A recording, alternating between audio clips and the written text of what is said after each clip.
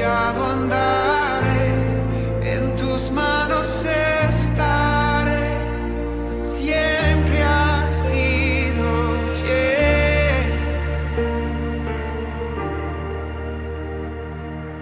Estimados hermanos, les saludo en el amor del Señor, deseándoles las más ricas bendiciones de lo alto para cada uno de ustedes. Continuando con la serie titulada El Ministerio de la Intercesión, en esta ocasión quisiera compartir con ustedes otro momento especial de intercesión en la vida y en el ministerio de Moisés, acompañando al pueblo de Israel en su peregrinaje por el desierto hacia la tierra prometida.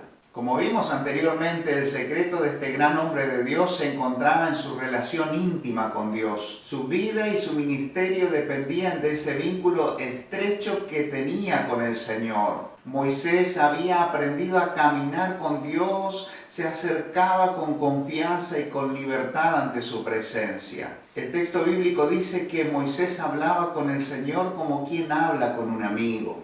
Cualquier situación, problema, circunstancia eran motivos suficientes para acudir rápidamente a la presencia del Señor y consultar con Él qué hacer, cómo responder, qué decirles, entre otras cosas. En otras palabras, podemos decir que Moisés no estaba solo. Contaba con la cercanía y el apoyo del Señor para llevar adelante la enorme tarea que se le había encomendado. En Números capítulo 11 encontramos un escenario complicado para Moisés. Leemos desde el versículo 1 al 15 y desde el versículo 31 al 35 lo siguiente. Aconteció que el pueblo se quejó a oídos de Jehová, y lo oyó Jehová, y ardió su ira, y se encendió en ellos fuego de Jehová, y consumió uno de los extremos del campamento. Entonces el pueblo clamó a Moisés, y Moisés oró a Jehová, y el fuego se extinguió, y llamó a aquel lugar Tabera, porque el fuego de Jehová se encendió en ellos. Y la gente extranjera que se mezcló con ellos tuvo un vivo deseo. Y los hijos de Israel también volvieron a llorar y dijeron: ¿quién nos diera a comer carne? Nos acordamos del pescado que comíamos en Egipto de balde, de los pepinos, los melones, los puerros, las cebollas, los ajos.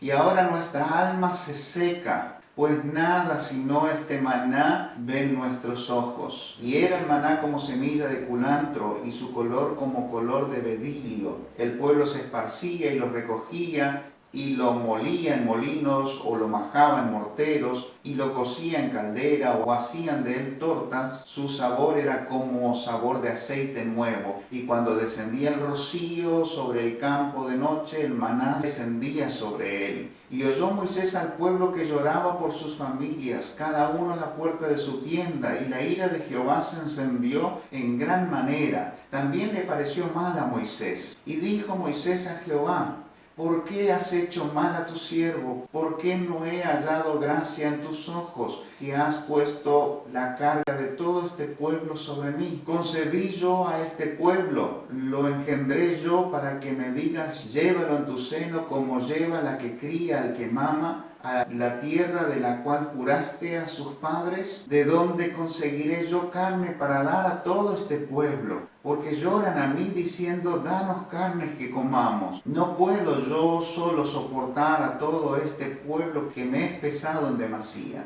Y si así lo haces tú conmigo, yo te ruego que me des muerte si he hallado gracia en tus ojos, y que yo no vea mi mal. La realidad de la situación en que se encontraba Moisés era dramática. Estas personas habían nacido en Egipto y habían crecido en la tierra de Gosén, una tierra fértil y de abundancia. Habían salido de Egipto por causa de la opresión y el hostigamiento que sufrían de parte de ellos. Pero al enfrentar el duro desierto, el calor abrasador durante el día, el frío desgarrador durante la noche, el fastidio de la arena, la escasez del agua y la falta de alimento, los israelitas comenzaron a quejarse contra Moisés y contra el Señor. Si bien el pueblo contaba con la presencia del Señor, su cuidado y su protección, y además tenía en su horizonte la tierra prometida, la realidad es que ellos ya estaban cansados del desierto y de las circunstancias que iban encontrando en el camino. Todo esto los llevó a recordar las cosas buenas que habían dejado atrás en Egipto y rápidamente se olvidaron de las cosas malas que habían vivido allá y cómo sufrían por causa de la opresión egipcia. Comenzaron a quejarse, a murmurar contra Dios, diciéndole: ¿por qué nos has sacado de Egipto? Esta situación de protestas y de reclamos hizo que la ira de Dios se encendiera sobre el pueblo y derramara fuego del cielo sobre el campamento de los hijos de Israel. Cuando Moisés vio lo que estaba sucediendo, inmediatamente se puso en la brecha entre Dios y el pueblo para interceder por ellos delante de Dios, rogando que no fueran consumidos por el fuego. Y Dios escuchó su oración. Ni bien se detuvo el fuego, el pueblo volvió a protestar y a murmurar contra Dios, reclamando carne para comer. Volvieron a quejarse contra Dios por haberlos sacado de Egipto, diciendo: allá estábamos mucho mejor. Allá teníamos pescado, teníamos pepinos, teníamos melones, puerros, cebollas y ajos. Pero aquí en el desierto nuestra alma se está secando y estamos empezando a morir. Cuando Moisés vio que el pueblo de Israel comenzó a murmurar contra Dios por la falta de carne, se preocupó por el pueblo y salió rápidamente al encuentro del Señor para interceder por ellos, pidiendo clemencia y misericordia por su pueblo. Aquí nuevamente Moisés se pone en la brecha delante de Dios para interceder por su pueblo y abre su corazón al Señor diciéndole que Israel representa una pesada carga sobre sus hombros, difícil de soportarla y que no puede hacer nada por ellos. Y no era para menos, porque no se trataba de un puñado de personas o familias que tenía a su cargo. Se mencionan a 600.000 caminantes, entre ellos mujeres, niños y ancianos. Moisés se siente responsable del pueblo como su líder. Se identifica con la angustia que ellos estaban teniendo en ese momento y reconoce que su reclamo en cierta medida era genuino. Quisiera satisfacerlos, pero no puede. Son demasiados y no hay para todos. Por eso acude al Señor nuevamente rogándole que intervenga ante el clamor del pueblo, así como lo había hecho antes. Como consecuencia de esta oración de Moisés, Dios proveyó codornices para saciar el anhelo que el pueblo tenía de comer carne. Y lo hace en abundancia como para saciar hasta el hartazgo el reclamo del pueblo. Pero como consecuencia de su rebeldía y de sus murmuraciones reiteradas, el Señor les envió también una peste muy grande que produjo una gran mortandad en todo el pueblo. A partir de esta historia podemos rescatar algunos principios importantes que nos ayudarán a crecer en el ministerio de la intercesión. Nos equiparán para ser mejores intercesores delante del Señor. En primer lugar, debemos reconocer la necesidad de profundizar nuestra relación íntima con Dios para poder conocer su voluntad e interceder de acuerdo a sus planes y sus propósitos redentores.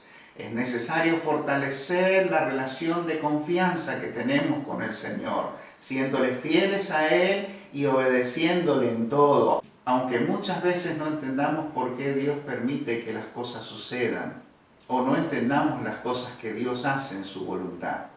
En segundo lugar, podemos ver que el intercesor se debe identificar con la necesidad de las personas, asumiéndolas como propias, como parte de su realidad, sintiéndolas como cargas personales que necesita entregárselas al Señor, como diciendo: Señor, esta es la realidad y necesitamos tu ayuda. La oración intercesora se caracteriza por la necesidad de identificarnos con aquellos que presentamos en oración, como si se tratara de nosotros mismos, de nuestra realidad, de nuestro dolor, de nuestro sufrimiento. Por eso es común que el intercesor se duela, sufra, se angustie mientras ora por otros. Y en tercer lugar, debemos entender que siempre hay algo para aprender de la prueba, del momento difícil. Siempre hay algo para aprender en el ministerio de la intercesión. En este caso, la historia bíblica nos enseña que el pecado tiene consecuencias inmediatas y no hay nada que podamos hacer para evitarlas. Dios respondió al clamor del pueblo proveyéndoles carne en abundancia. Pero por causa de su murmuración y de su rebeldía, Dios castigó a su pueblo para que recapacitara en el camino y cambiara su actitud frente a él. Lo hizo primero enviándoles fuego del cielo sobre el campamento, provocando grandes pérdidas para el pueblo.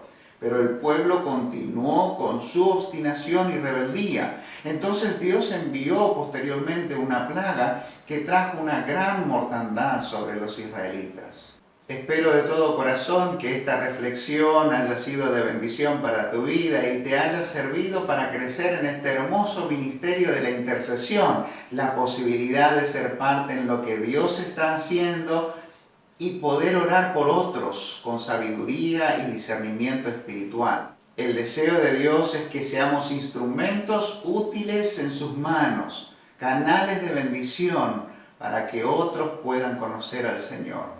Mi deseo es que Dios te bendiga ricamente. Hasta la próxima. En ti confiaré.